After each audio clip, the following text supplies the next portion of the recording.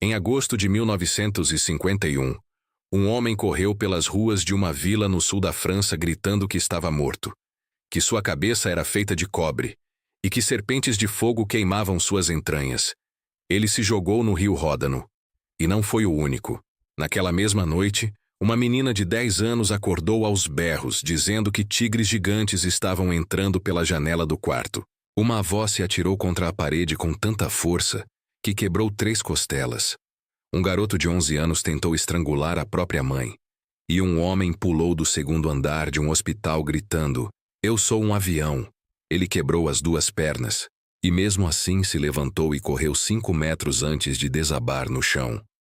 Pont-Saint-Esprit, uma cidadezinha de 4.200 habitantes no departamento de Gard, na região de Occitânia.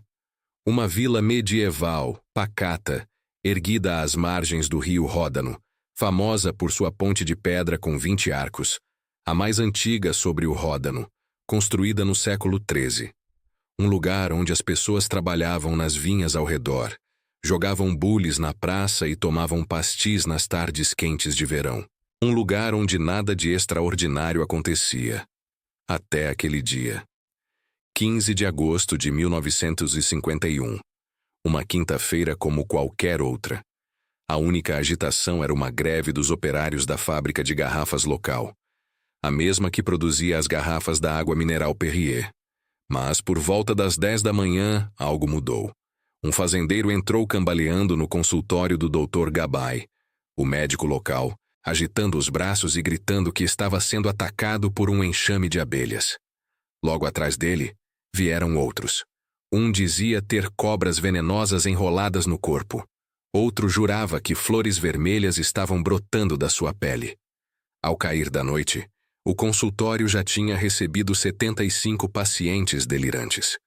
O hospital encheu. O médico foi forçado a trancar 22 dos mais graves em um celeiro próximo. Nos dias seguintes, a situação só piorou. Mais de 250 pessoas adoeceram. Todas apresentavam os mesmos sintomas iniciais: náusea violenta, vômitos, calafrios, ondas de calor, insônia extrema. E um detalhe estranho: um cheiro forte e desagradável que emanava dos doentes. Os moradores comparariam aquele cheiro ao fedor de ratos mortos. Para centenas de vítimas, os sintomas pararam por aí. Mas para dezenas de outras, o pesadelo estava apenas começando. As alucinações chegaram como uma onda. Homens e mulheres saudáveis, sem nenhum histórico psiquiátrico, de repente se viram presos em visões aterrorizantes. Uma mulher soluçava dizendo que seus filhos tinham sido moídos e transformados em salsichas. Outra implorava aos médicos que segurassem seu coração, porque ele estava escapando pela ponta do pé. Um carteiro chamado Léon Harmonier, um dos primeiros a adoecer, descreveu depois o que sentiu. Disse que tinha a sensação de estar encolhendo sem parar, cada vez menor, enquanto serpentes de fogo se enrolavam nos seus braços. Ele foi levado de ambulância e colocado em uma camisa de força. No quarto ao lado, 3 adolescentes estavam acorrentados às camas. Ele ouviu os gritos a noite inteira. Décadas depois, já velho, Harmonier diria a um jornalista: "Prefiro morrer a passar por aquilo de novo." O prefeito da cidade, Albert Ebrard, tentou manter a calma, mas mesmo ele ficou chocado. Disse à imprensa: "Eu vi homens e mulheres saudáveis, de repente tomados pelo terror, rasgando os lençóis, se escondendo debaixo dos cobertores para fugir das alucinações." A noite de 24 de agosto foi a pior. Um dos médicos que atendeu as vítimas, o Dr. Gabay, daria a ela um nome que ficaria gravado na história daquela vila: a Noite do Apocalipse. Dezenas de pessoas em surto psicótico simultâneo. Ambulâncias cruzando as ruas estreitas sem parar. Gritos ecoando das janelas dos hospitais e asilos improvisados. Pessoas amarradas em camisas de força se debatendo nas camas. O British Medical Journal registraria depois que qualquer tentativa de conter os pacientes só aumentava a agitação.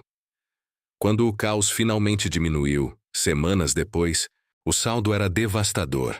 Pelo menos 7 mortos. 50 pessoas internadas em instituições psiquiátricas. Centenas de outras com sequelas físicas e mentais que durariam meses. Algumas nunca se recuperaram completamente. A filha do carteiro Harmonier contou que depois de 10 dias em coma, seu pai passou mais 4 meses em um hospício e mesmo depois da alta nunca mais conseguiu trabalhar normalmente. Mas a pergunta que ninguém conseguia responder era: o que causou tudo isso? A investigação começou imediatamente.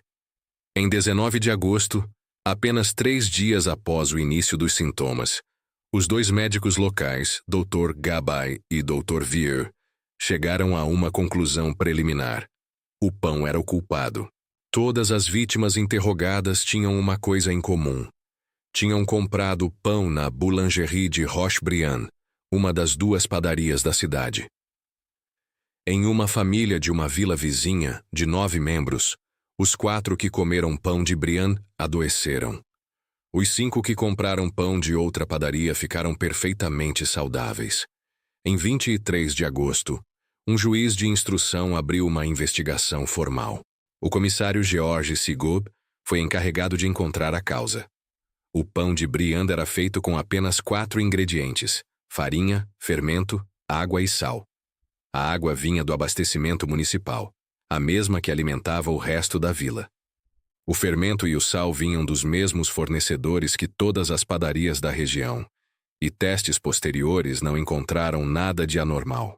Restava a farinha. A trilha da farinha levou os investigadores ao centro de distribuição em Bagnols-sur-Cèze, e dali até um moinho em Saint-Martin-la-Rivière, operado por um homem chamado Maurice Maillet, sobre cujo produto já havia diversas reclamações de qualidade. Maillet foi interrogado por horas. Negou ter misturado centeio na farinha, alegando que usava 2% de farinha de feijão como substituto. Mas a investigação revelou que o sistema de distribuição de grãos da França do pós-guerra era caótico. O governo controlava tudo através de um órgão chamado Office National Interprofessionnel des Céréales, um monopólio estatal criado durante o regime de Vichy. Os padeiros não tinham escolha sobre qual farinha recebiam, e os moinhos muitas vezes misturavam grãos de diferentes origens sem rastreamento adequado. Em setembro de 1951, um artigo no British Medical Journal declarou a causa oficial: ergotismo. Envenenamento por ergot, um fungo negro chamado Claviceps purpurea, que cresce em cereais como o centeio, especialmente em verões úmidos como o de 1951.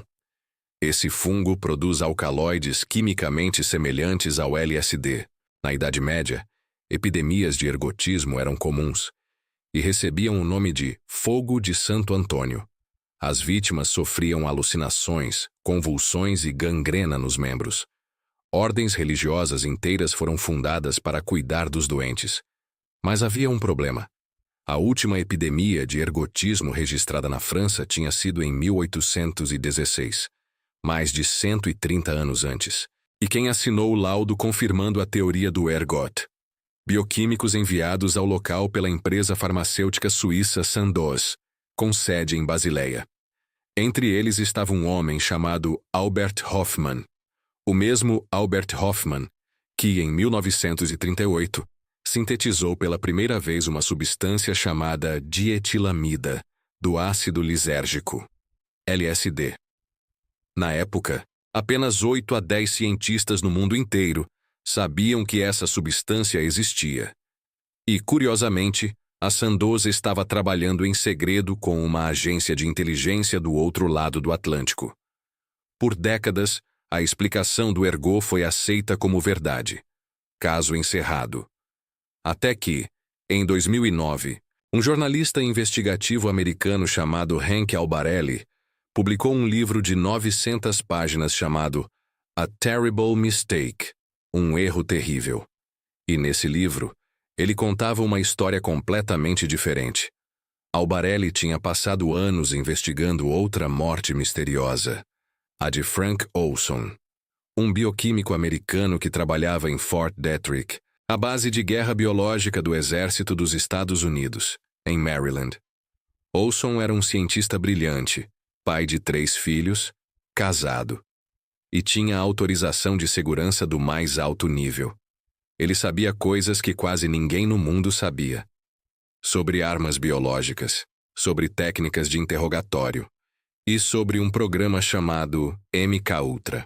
Em novembro de 1953, 2 anos depois do incidente de Pont-Saint-Esprit, Olson participou de um retiro em uma cabana em Deep Creek Lake, em Maryland, com outros cientistas da CIA e do Exército. Durante o jantar, sem que ele soubesse, seu colega Sidney Gottlieb, o chefe do programa MKUltra, colocou LSD em sua bebida. Nos dias seguintes, Olson mudou completamente. Ficou ansioso, confuso, paranoico. Começou a questionar seu trabalho. Disse a um colega que queria deixar a agência. 9 dias depois, na madrugada de 28 de novembro, Frank Olson caiu do 13º andar do Hotel Statler, em Manhattan. O governo disse que foi suicídio. Mas anos depois, quando o corpo foi exumado em 1994, um especialista em ciência forense encontrou um ferimento na cabeça que não era compatível com a queda. O gerente noturno do hotel declarou: "Em todos os meus anos no ramo hoteleiro, nunca vi alguém levantar no meio da noite, atravessar um quarto escuro de cueca, desviar de 2 camas e mergulhar por uma janela fechada com a cortina abaixada." Quando a polícia entrou no quarto, encontrou o outro agente da CIA, Robert Lashbrook, sentado no vaso sanitário com a cabeça entre as mãos. Em 1975, o presidente Gerald Ford pediu desculpas pessoalmente à família Olson e pagou uma indenização de $750 mil. E aqui é onde as 2 histórias se cruzam. Durante sua investigação sobre Olson, Albarelli encontrou um documento da CIA nos Arquivos Nacionais dos Estados Unidos. O documento tinha o seguinte rótulo: Re. Pont-Saint-Esprit e Arquivos F. Olson. Arquivo da Operação SO-SPAN, Tache França, inclusive Olson. Arquivos de inteligência. Entregar em mãos a Belling. Diga a ele para providenciar que sejam enterrados. David Belling era o diretor executivo da Comissão Rockefeller, criada em 1975 para investigar abusos da CIA. Se esse documento é autêntico, ele conecta diretamente o incidente de Pont-Saint-Esprit ao cientista que seria morto 2 anos depois. Albarelli encontrou mais. Um memorando de 1954 registrava uma conversa entre um agente da CIA e um representante da Sandoz, a mesma empresa que fabricava LSD e que tinha enviado Hoffman a Pont-Saint-Esprit. O representante teria dito: "O segredo de Pont-Saint-Esprit é que não foi o pão de forma alguma. Não foi ergot." Segundo Albarelli, o incidente fez parte de um programa chamado MKNAOMI, uma operação de guerra biológica em campo aberto, sob o codinome Projeto SPAN. A CIA teria primeiro tentado dispersar LSD pelo ar, e quando isso não funcionou, teria contaminado alimentos locais. O objetivo: testar se era possível incapacitar uma população civil inteira usando armas químicas psicoativas. Mas essa teoria tem críticos importantes. O historiador Stephen Kaplan, professor da Universidade Cornell e autor de um livro anterior sobre o caso, chamou a tese de clinicamente incoerente. Kaplan argumentou que o LSD faz efeito em poucas horas, enquanto os moradores de Pont-Saint-Esprit levaram 36 horas ou mais para apresentar sintomas. Além disso, o LSD não causa os problemas digestivos e vasculares descritos pelas vítimas. Kaplan também questionou por que a CIA escolheria justamente Pont-Saint-Esprit, uma vila parcialmente destruída pelo próprio exército americano durante a Segunda Guerra. Kaplan propôs outra teoria, que a farinha teria sido ilegalmente branqueada com tricloreto de nitrogênio, uma substância tóxica. Outras hipóteses surgiram ao longo das décadas. Envenenamento por mercúrio, devido ao uso do fungicida Panogen nos grãos. Contaminação por micotoxinas de fungos em silos. Mas nenhuma delas foi comprovada de forma definitiva. 2 laboratórios de Marsella fizeram análises toxicológicas na época. Um encontrou ergot. O outro não encontrou nenhum traço. E há um detalhe que poucos notam.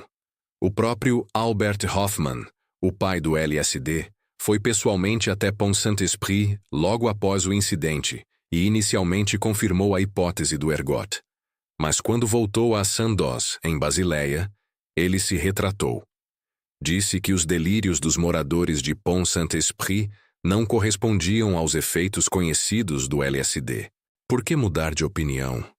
E por que a Sandoz, que estava secretamente fornecendo LSD à CIA, enviaria seu cientista mais importante para investigar um caso que supostamente não tinha nada a ver com LSD?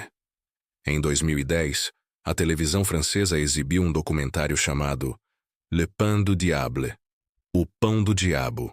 O filme reconstituiu os eventos e terminou com um ponto de interrogação. Naquele mesmo ano, um carteiro aposentado que sobreviveu ao incidente deu uma entrevista. Lembrou dos gritos, das camas de metal batendo, dos amigos tentando pular pelas janelas, e disse com a voz embargada: "O barulho era terrível. Prefiro morrer a passar por aquilo de novo." Mais de 70 anos se passaram. A maioria das vítimas já morreu. Os documentos permanecem classificados, e a pequena vila de Pont-Saint-Esprit, às margens do Ródano, guarda um segredo que talvez nunca seja completamente revelado. O pão que era vida, como lamentou o prefeito nos primeiros funerais, nunca deveria matar. Mas alguém sabe a verdade. E alguém decidiu que essa verdade deveria ser enterrada. A pergunta que fica é: enterrada por quem?